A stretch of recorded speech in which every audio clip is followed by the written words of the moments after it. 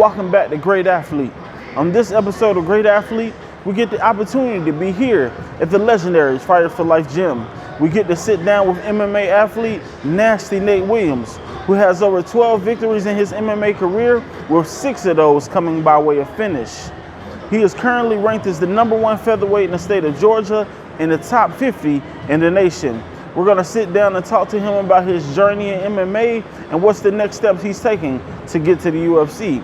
Come with us as we sit down with Nasty Nate Williams on this episode of Great Athlete. Cue the intro. Playing with that money like a playground. I got money, what they gotta say now. Beanie Siegel, get down on you, lay down. I be running up a safe from going way down. But they wonder how I made it, I ain't play around. And when you blow the beat, the ones who said it stay down. Like Rihanna, I might come and take over your town. Wait. Okay, guys, we're here with Nasty Nate Williams today on Great Athlete. Thank you for coming, man. How you feeling today? Hey, man, I appreciate it, man. I'm glad to be here. Appreciate the opportunity. Like I said, I don't want to call myself a narcissist, but I like to just talk about myself and and watch videos. So, I mean, you know, anytime I get the opportunity to just let myself be heard, I take advantage of it. So I appreciate it. Yeah, absolutely. So now I know you graduated in 2005, Yep. class 2005 from Stone Mountain. Hey, Stone Mountain. Georgia boy to the truth of it. And you started this journey in MMA not too far after that. Tell us about your beginnings. What was it? How did it feel to get into the sport? Was it scary for you? What was the process? Well, I've been wrestling since I was 13. I'm 33 now. So, what was that, 20 years, been wrestling. And when I graduated from college, I got a partial wrestling scholarship to D1 school, small D1 school called Gardner-Webb. Didn't finish there, I actually finished up at Savannah State, but when I graduated from college, I was like, man, I want to compete. I still had that competitive edge, I wanted to do something, you know, but I knew I was too far removed from wrestling, so I wasn't going to the Olympics in wrestling. You know, I played football in high school, played baseball, wrestled, all that stuff. So I knew like going pro in that aspect probably wasn't baseball, football was kind of far removed from that. So I just, literally my boy Jermaine, who now goes to Rahman Ali, I told him, hey man, I want to fight. He was getting into boxing, competing himself. And that's when I just joined, started training with him at Decatur Boxing Gym.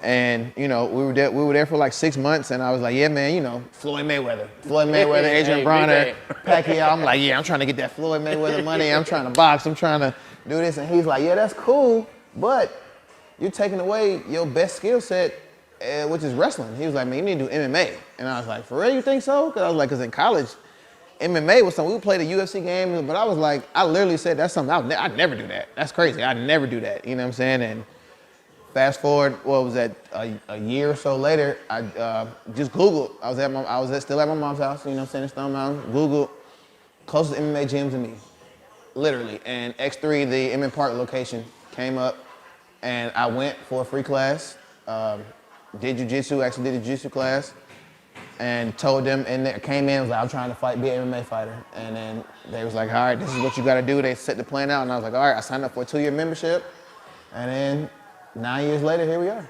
Man, crazy. Yeah. Now, let's go back a little bit as far as with your college career. Now, I know you say you started at Gardner-Webb and then went to Savannah State at HBCU. Talk about, when it comes to HBCUs and not having wrestling programs at HBCUs, what would it mean to you for an HBCU program to start? It would actually mean a lot, because I actually figureheaded, we were a group trying to get at least a club thing started. So since I majored in English, it was a lot of technical paperwork that had to be written up. So we were actually in the process of doing that. Just time. I mean, we probably drug our foot a little bit on it. Being in college, you know what I'm saying? I came from being a college athlete to strict regiment all day to transferring to Savannah State to I got 2 hours with the class a day, and now I got this whole time free time now. So it's like, just trying to micromanage. So I mean, we probably could have done a lot better with time management as far as getting that done, but we did try to get it started, a wrestling program, because no HBCU, FAMU may have a club team, I want to think, but no HBCU has a collegiate team as far as wrestling is concerned. And we have a lot of really good athletes that kind of just fall by the wayside, you know what I'm saying, that don't get recruited to the big schools or don't get recruited, you know, they had a good, decent high school wrestling career, but they really probably didn't know much about it. And the other schools are kind of, they don't really come down south unless you go up to the big tournaments up north. So it's kind of hard to get recruited as far as wrestling. So, I mean, having that HBCU pipeline, that would help a lot. I mean, I think it would help expand the sport itself in a whole, but I mean, you know, it's a lot of technicalities in that. So, Absolutely. yeah. I know it's pretty painful in 2006 when they shut down the program at Delaware State. Oh, yeah, see? Which was the last HBCU program. Now, being at Gardner Webb and being an athlete, what was that experience kind of that helped mold you to the MMA athlete you are today? Oh, well, I was only at Gardner Webb for a semester. It was a wham, bam, thank you, officer. So Gardner Webb is a private institution, and I think it was about $45 a year to go there. Expensive. And yeah, wrestling, they do partial scholarships. Partial, and what I like to call pieces. Partial, and I probably had a piece of a scholarship. So my scholarship paid for books and maybe room and board. Okay. Yeah, so out of the $45,000, I probably got $2,000 to $3,000 covered. Good to go, Let's right? just say $5,000 just to be nice. You know what I'm saying? So we still had $40,000 that I was coming out of pocket. And at the time, I didn't feel like cutting weight anymore. I was getting out of high school, and I was like, man, I'm tired of cutting weight. So Gardner Webb, at the time, the 160 spot was open. And I was like, okay, well, I want to come in and start. Well, no, they still wanted me to wrestle at 149, which at the time, the 149, the guy who I was backing up, he was a senior, Daniel Elliott. He was the number 8 guy in the nation at the time. Led the nation in pinfalls, and yeah, so like, I was getting my butt kicked every day, which in turn, now looking back, hindsight 2020, they were really grooming me to be the starter next year. You know what I'm saying? Because he was going to graduate. I would walk in, I'm there already, then I walk into the starting position. I get more money, which, you know what I'm saying, which has a snowball effect, was going to be, you know, in turn better. But me, I'm looking at it, because it's hard being the boy in your wrestling room I'm in high school, I'm beating everybody in the room from heavyweight to the lightest weight. I'm dominating to go to this new room, and now I'm just a small peon in the grand scheme of things, you know what I'm saying? So that was kind of an adjustment. And then on top of that, it was the money. Yeah. We're taking out student loans. You know what I'm saying? I got $80,000 in student loan debt, and half of that is one semester at Gardner Webb. You know what I'm saying? So it's like, seeing that I wasn't going to be the starter that year, I kind of just, I left, I transferred out. I went through a little tribulations. I didn't go straight to Savannah State, transferred out, actually went to West Georgia. Okay. Yeah, so I was down there and went from a full collegiate schedule to free time. So I kind of, you know, squandered off that time. Got in some trouble, got kicked out. But coming from a family of educators and preachers, they were like, my mom was like, I don't care where you in school at, but you're gonna be in school somewhere. You're not finna just work and be in the house. No, we're not doing that. You're getting a piece of paper about you. So I was at the Cab Tech for a year and a half. Because when I was at West Georgia, I got kicked out, but I had like a 0.9 GPA. Went there, was on Hope Scholarship, so it went from like a 3.5 to a 0.9 in like a year and a half. So I did absolutely nothing. So got to DeKalb Tech, took some classes, got some classes under my belt, ended up transferring to Savannah State and was a second semester freshman. That's how much I had squandered off. Second semester freshman, but got to Savannah State and just put my head down, got it going. So finished up, ended up graduating, and out of that whole time, I still graduated in 2011. Okay. So I mean, I still only spent 6 years. Exactly. You know what I'm saying? The average spends 5 years, so it took me an additional year. And if you think about the time I was kicked out, got in trouble, that's not that bad. You know what I'm saying? So between that whole time, just trying to figure it out. So by the time I got to Savannah State, it was like, all right, it's time to get it going. So the athlete thing was kind of far removed.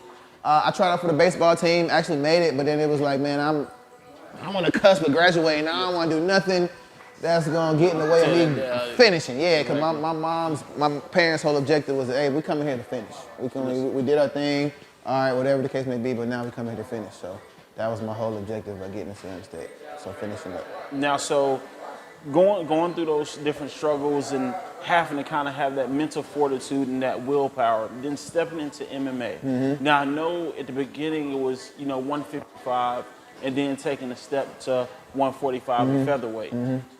Talk about the struggles of, because as you touched on just a little earlier, going from 160 to 149. Yeah. Talk about the struggles of cutting that weight down to 145, what it was at the beginning compared to what it is now. Well, it's still a struggle. I've been the same size since high school. I mean, I've gained muscle tone, quote unquote, if you want to. But high school, my senior year, I wrestled 145. Like I said, in college, I wrestled 149. And right now, I fight at 145. I try to fight at 55 when I can, especially locally, because I know I'm on the cusp right now getting to the UFC. I know when I get to the UFC, there is no 55 fights. I'm fighting at 45 off rip. But what I do now, because I walk around now out of competition, if I'm training, but I'm not like dieting, like 72, 75, 77 if I get real bad. But if I'm in competition, then I walk around like 65. But to get to 45, I have to diet down for 6 weeks just to get to 160. Okay. And walking around at 160, then when I get to 160, then I can make 45 if I'm at 160. But if I'm anything over that, I can't make it. So it's a while. So I try to fight at 55. I try to do 55ers that fight 45, but that are on the same mindset as me. They don't really want to cut weight. So they're like, hey, we're just gonna, let's both meet at 55. We'll be healthy. We're both 45ers, so technically we're not fighting up. We're just giving ourselves some leniency to be able to eat a little better and what's not. Yeah. So. Now, so having 11 victories, 6 of those being a finish, and as you just talked about being close to the UFC, what are the next steps that you feel like you need to take to get you to the UFC, to get you to the big show, as people would say? Right now, I'm signed with First Round Management. First Round Management is a big time promotion, a big time management group, and that was my problem back in the day. I didn't have representation. I was picking I used to book all my fights. I was self-managed, and at the time it was working well. But once you start to get some notoriety, some clout behind your name, the UFC doesn't want to talk to me about me. Bellator doesn't want to talk to me about me. It's that representation. Absolutely. They'll talk about me, but they don't want to talk to me about me. Joe Blow can talk to them about me, and as he has some name behind himself, then they'll be more willing to talk. So I'm represented by First Round Management. They represent big names like Jorge Masvidal, John Jones, Joanna and Jacek. The list goes on. They're representing tons of UFC fighters. So I already have the management piece in line. So now we've already worked out a plan, and we've been working on that plan. We got to get. He's my manager, Dave Arvello. Shout out to Dave. He's been saying at least 4 to 5 fights. Winning streak, because the UFC wants to see wins. They want to see winning streak, and they want to see it in a dominant fashion. If I'm sitting here squeaking by with split decisions, they're like, oh, get a few more fights. The local level is still where you need to be. Yeah. But if I'm out here starching guys, finishing guys in the first, second round, or even if it's a third round finish, but I dominated the whole fight from start to finish, and then I get them up out of there, that's what the UFC cares about. So they care about win streaks, and they care about looking good when you do it. So right now I'm currently on a 2-fight win streak. So that's got me at 11-6, which is okay, but we're looking at a 5-fight win streak, so I'm be 14-6. Nice. 14-6, 5-fight win streak. Then let's say I finished 4 out of the 5 guys that I fought. Then that's a resume. That's a good resume to that my management will now be like, because they get opportunities all the time. The UFC is constantly hitting them up. Hey, we got a 45 spot this week. Who do you have? So now they're just building my resume. So it's when they come asking, hey, who you got at 45? They'll be like, hey, we got Nasty Nate. He's here. He's 14-6. He's on a 5-fight win streak. Back up. Move. He's on a 5-fight win streak. We got him. He's good to go. So that's what we're doing. That's what we're currently in the resume building phase. So that's what the plan is set. So now it's about me. Now it's on me. If I don't get there, it's not because the tools weren't in place. It's not because I just didn't simply win. So that's the plan now in 2021 to just win and look good winning. So win, look good, of course. Now, you're known so in some sense as a globetrotter, right? So you're going to different gyms, training. X3 still the home, of course. Talk about the growth when it comes though to Georgia MMA, because of course most of your training takes place in Georgia. Yeah. Talk about that growth. Of course, you have the Lima brothers. Of course, you have Assunção. You have guys who are high level who have been at the biggest of shows. What has that growth been since you started? Those guys are pioneers, especially in Georgia MMA. Shout out to those guys. I actually cross-train at the Lima's gym now. And the Assunção brothers, they come up. He still comes to cross-train there too, so I've gotten some good work in with them. It's big. It's big, especially like I said, because people don't really think about MMA in Georgia. Yeah, we have the Lima brothers, and gracious to them and Assunção. But before Douglas and Assunção, it wasn't like who Georgia, who what. We had people don't think about Forrest Griffin. Forrest Griffin came from Georgia. Yeah, Forrest Griffin, Brian Stann. Brian Stann. You know what I'm saying? So Georgia has had its sprinkle of people, but now because of those guys, the MMA scene is now coming up. Like my brother Jared Gooden, he's from X3 Sports. He's in the UFC. Well, welterweight in the UFC. We got Cody Durden, who's at American Top Team Gwinnett. He's a flyweight in the UFC from Georgia, hometown Georgia. So we have guys who are making our way. You know what I'm saying? It's just the timing, I want to say. But now we're all starting to come together because now we're in the thing like, let's not fight each other. Yeah, we can fight each other, but then it's like crabs in a barrel. When we're not trying to be the best in Georgia, we're trying to be the best in the world. Not even in the United States, we're trying to be the best in the world. So it's like, why fight each other, bring each other down, when we can come together? Everybody in Georgia can train together, make each other better, and then we can go out and fight everybody else. So kind of now the mindset in 2021 that we've kind of adopted is Georgia versus the world. You know what I'm saying? So as you see now, you'll see us cross-training, like I said, with the Limas. We're the same age. You know what I'm saying? So it was like, hey, we come from the same times, from the same thing. Why not get each other better? Why not, you know what I'm saying? So that's the kind of mindset that we're all on now is Georgia MMA, make Georgia better. Georgia versus everybody. Now, I know you've been with NFC, the promotion, for a very long time. I know you fought for Fight Lab, I want to say, as well. I didn't fight. I fought for A64. A64 was a North Carolina promotion. I've also fought for Valor a couple times. Now, is there any promotion that you haven't fought for thus far besides the UFC that you would like to get a couple wins at before going to the UFC? I fought LFA. I fought on their, it wasn't their inaugural card. It was like, I think it was before they even made the merger. I fought for LFA.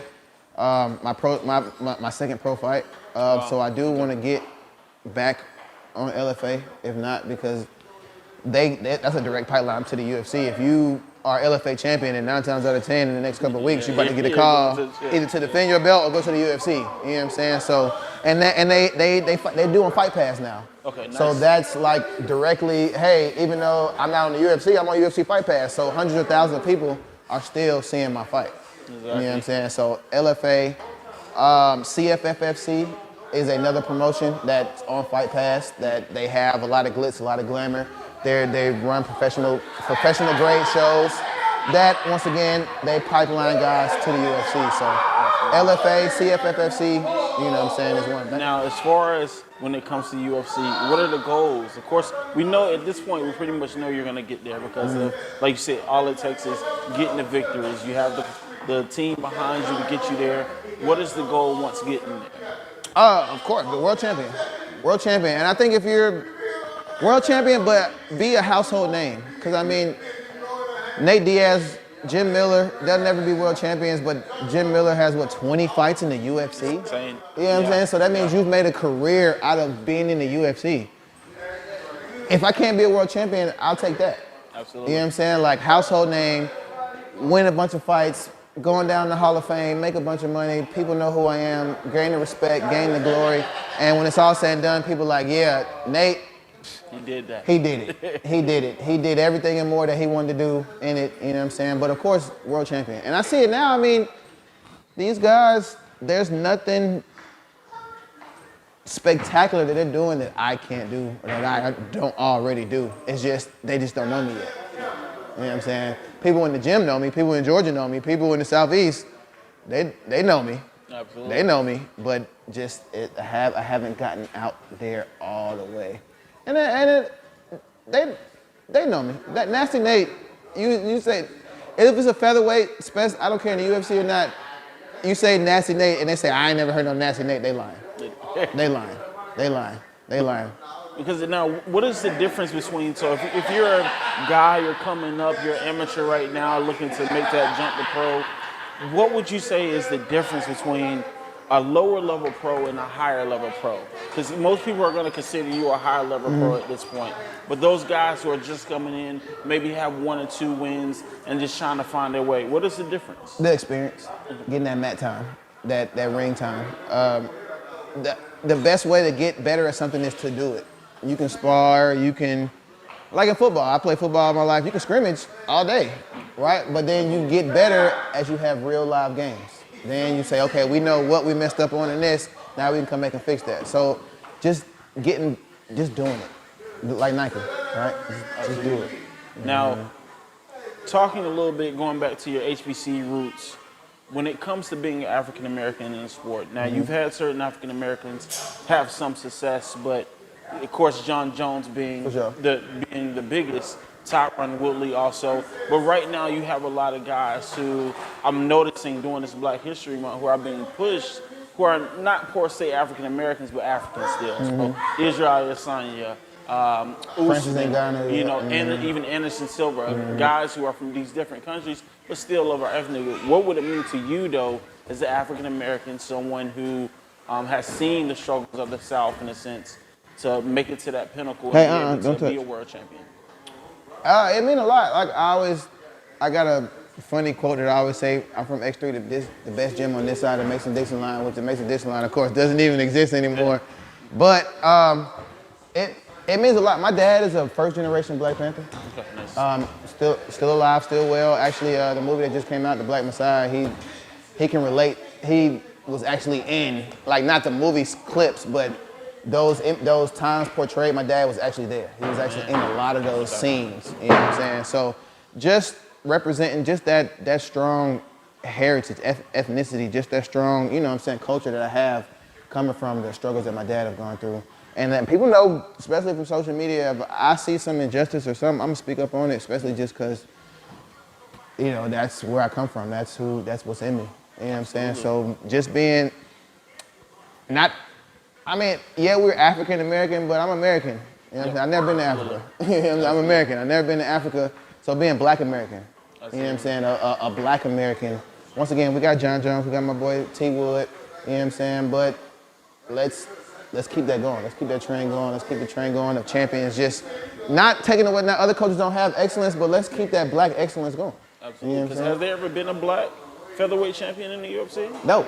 Okay. Jose Aldo has been the reigning champion, and then Conor, and then now Max, then Volkanovski.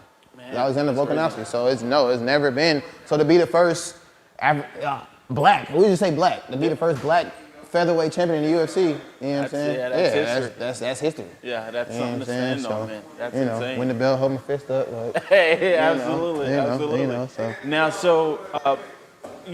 not wanting to hold you too much longer. Oh, you good, man. Talk a little bit about as far as Go back. What has been the biggest struggle that you've had to deal with thus far? Because you've been a fireman at this point, balancing job, life, and sport. Time management. As you see my little one running around, I got another one. And my dad, I was blessed to have both parents growing up. I got both parents growing up. My parents still together, I think, 40, 50 some years, about to celebrate marriage. Yeah, crazy, right? No. So I can always relate to remembering my dad was there. No matter what, hey, my dad was there. My dad was there. He was at the football games. He was at the wrestling matches. He was at whatever. My parents, 2 years ago, I was a head coach, Towers varsity head wrestling coach. My parents would still come to the wrestling matches to support. They don't even have a kid on the mat, but just because I'm the coach, they're supporting me, they would come, hey, where you wrestling at? Chambly? All right, we coming. That's amazing. You know what I'm saying? So just remembering that, time management, that trying to manage, okay, I gotta be a dad, and I wanna spend the time with my boys and my wife. I gotta be a husband. Yes. But then also, being a firefighter is an ever-evolving job, ever-evolving career. So it's always studying that I have to do. It's always things that I have to do to be a better firefighter. I have to take tests to become a driver, to become a captain. So there's ranking systems in there. in place that I need to do to be a firefighter. All right, buddy, here you go. Come in this way. So, and then finding the time. Here you go. Here, Daddy's talking. Thank you. And then finding the time to get better at fighting, because that in itself, I gotta get better at boxing. I gotta get better at Muay Thai. I have to be better at jiu-jitsu. I have to be better at wrestling. Then I have to come together. Once I practice all those individuals, I have to do MMA. I have to put it all together and blend it and create a perfect blend. So just time management is probably the most difficult thing. Just finding the right time, enough time for everything, and making sure something is not getting neglected or passed by the wayside. Absolutely. And what does it mean to you to be a firefighter? Because I know, I know we always at times you have problems in certain communities when it comes to police and different, but you never have a problem with a firefighter. Firefighters, I feel like it's someone everyone loves. So what does it mean to you to be a firefighter? It means everything. You never hear a song say F the fire department, right? They never created a song say F the fire department. So, I mean, actually, which is crazy, I actually didn't want to, I've been technically 2 years now. I didn't want to be a firefighter until 2.5 years ago.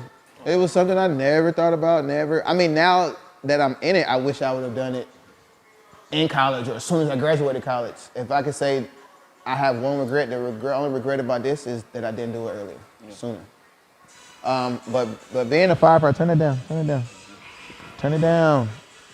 But being a firefighter, just now that I see the reception that we get from the community, because I'm at Station 6, right there, Gresham and Flash Shows. Okay, nice. So we in.